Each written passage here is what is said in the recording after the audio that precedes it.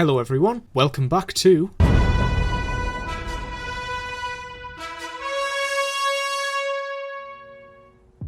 Watching Invincible gave me a lot of nostalgia for shows that I used to watch as a kid, with a noticeably similar art style to the TMNT show from the time, or even Ben 10.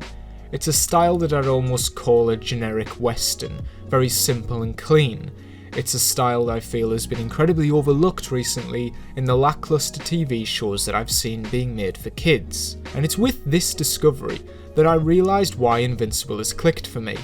Because it is a show that feels so inherently 2000s, but with a maturity and profanity of shows being made today to satisfy an older audience, that I feel like the show balances incredibly well, and has some very promising signs for the future.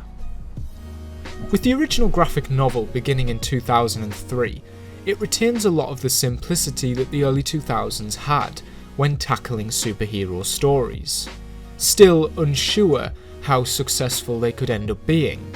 and clearly Invincible is inspired heavily from the likes of Spider-Man, and plays into establishing the tropes that in 2021 are barely still existent, so it's almost nostalgic to see them back,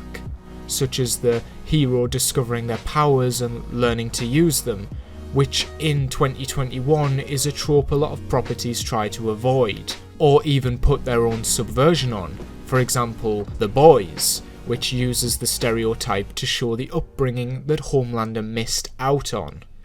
Now, this slower approach to the storytelling may turn people off, as being a bit outdated and not putting a big enough spin on the genre, which brings up questions of how much it would need to be changed and if the show maybe took too long to adapt so that now it's simply outdated.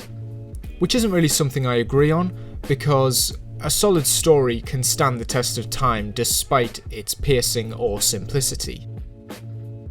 2D animation is also something that is widely seen as aimed at a younger demographic, partly due to the loud colours and cute character designs, providing a level of censorship for viewers to mindlessly enjoy. Cartoons have always had the added task of making you care about a character that is just a voice and a picture, instead of a real person, and this is where a lot of adult cartoons avoid taking themselves seriously to sever this attachment, like Family Guy, which chooses to use the 2D format for humour and not for expression or mature themes, but instead to tell raunchy jokes that can be taken lightly due to the softer aesthetic of the characters.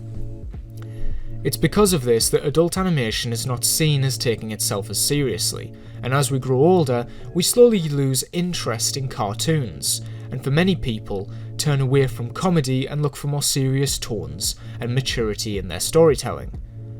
This is where I believe the typical anime phase comes in. Eastern animation has always been drastically different in this regard. Anime is not a censorship, as it is just as violent and bloody as any Tarantino film, and at some point, a Westerner will have their brains scrambled from seeing such violence portrayed by a cartoon, which inevitably leads them into exploring the genre further. However, there is still a huge stigma over anime in general, specifically the interesting community that sprung up from it. There's a difference between being a person that just likes anime and people that are full-on disgusting, unhygienic weeaboos. And this is where I believe Invincible found its niche. Invincible does not have the bitter taste that anime does to the general public in a Western world. However, it carries over a lot of the ideas that make anime work so well to an older audience. Invincible is violent, and has a mature story about a father and son dynamic with no holds barred on their conflict, whilst handling more adult themes of genocide and murder,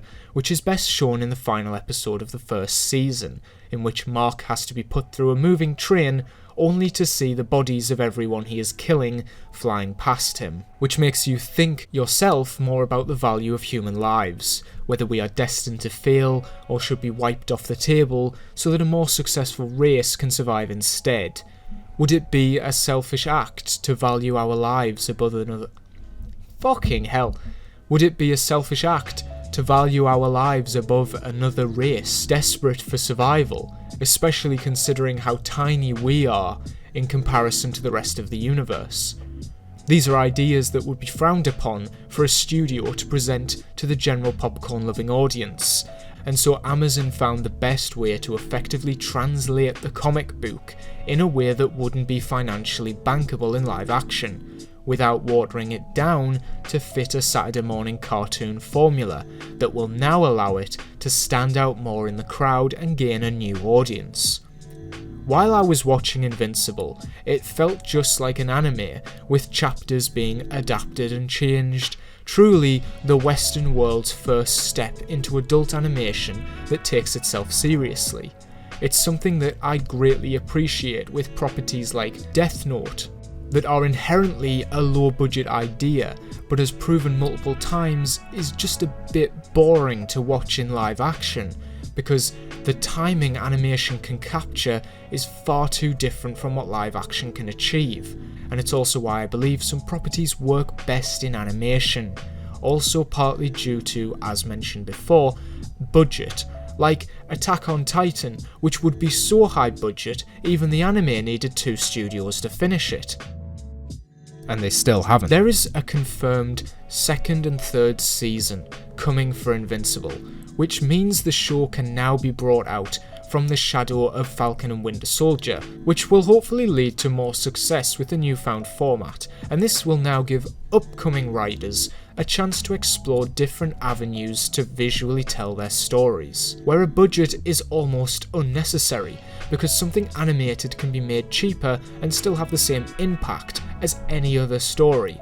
Personally, I would like to see either Kick-Ass or a Hellboy adaptation in a similar style, as these smaller comic book properties can be brought to life with the quality that Invincible has brought to the table.